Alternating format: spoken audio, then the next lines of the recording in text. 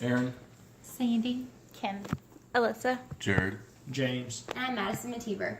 Some things are hard to imagine when you don't experience them firsthand. So I would like for all of you to imagine yourself restless and overly worried. Picture yourself feeling trapped and so overwhelmed that you're panicking and maybe even hyperventilating. You're in constant fear of losing something in life, like your job, or even making a wrong decision. You try and calm yourself, but sometimes it is overpowering. So overpowering that your body can begin to tremble and cause your heart to race. How would you feel as if everyone is staring at you and we're judging your every move? Like you were unwelcomed and unwanted by people? What if you feared talking in front of people? How would you react? How would you feel? What I just described to you are only a few things that people endeavor when suffering from anxiety. Anxiety disorder is a disorder that puts a toll on people's lives due to the stress and inability to dismiss a worry. It is a mental health disorder that is distinguished by strong feelings of worry that can lead to other issues. Our mental health is something we rely on daily. When it is altered, it is hard to get through life in general. For a person with anxiety disorder, the anxiety does not go away and can get worse over time if untreated. The feelings can interfere with daily activities, such as job performance, schoolwork, and relationships. There are several different types of anxiety disorders. Examples include generalized anxiety disorder, panic disorder, and social anxiety disorder. Researchers are finding that genetic and environmental factors are risk factors for anxiety disorders. Specific factors include shyness or behavioral issues in childhood, having few economic resources, being divorced or widowed, exposure to stressful events during childhood, anxiety disorders in close biological relatives, and elevated afternoon cortisol levels in saliva. The NIMH looks at many anxiety disorders, but I'm going to inform you of two of them: panic disorder and social anxiety disorder. The first major anxiety disorder I'm going to talk about is panic disorder. The world has changed a lot in this past year. The economy has fallen, jobs have become limited, and anxiety in adults is at an all-time high.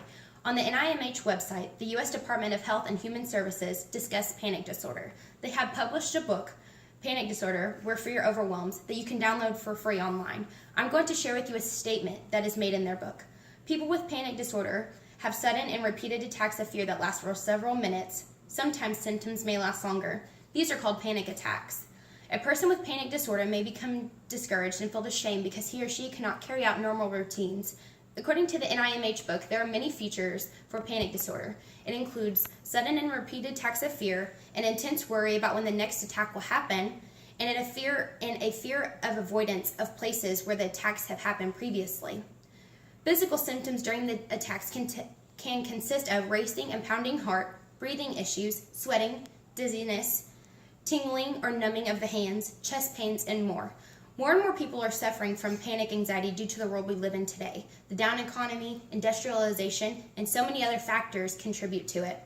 On Calm Clinic's online article, Anxiety Disorder Statistics, it states that 4.7% of adults suffer from panic disorder, and 6 million have experienced or are living with panic disorder within the past 12 months. Have you ever witnessed someone acting out of the norm, maybe at school or at work? I have. I was at college at OSU when I witnessed firsthand someone with a panic disorder.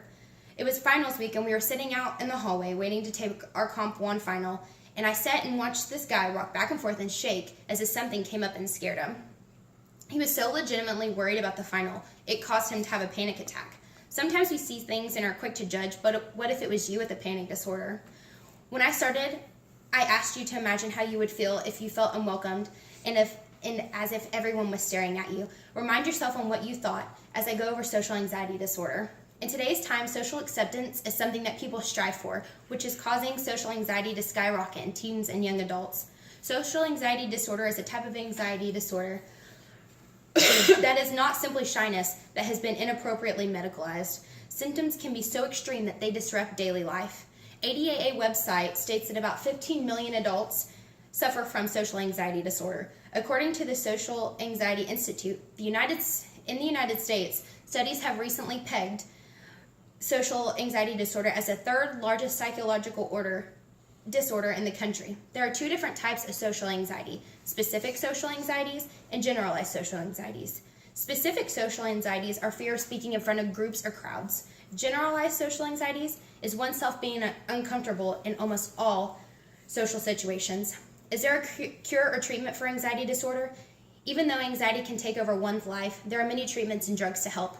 The two main treatments are psychotherapy and medications. The Mayo Clinic has dealt with and helped hundreds of thousands of people recover from anxiety disorder. The Mayo Clinic also gives lifestyle and home remedies in hopes of helping those who are struggling. Allow me to share with you some things they advise you to do to help with anxiety. Keep physically active, avoid alcohol and other sedatives, quit smoking, cut back or completely stop drinking coffee, use relaxation techniques like yoga, make sleep a priority, and eat healthy.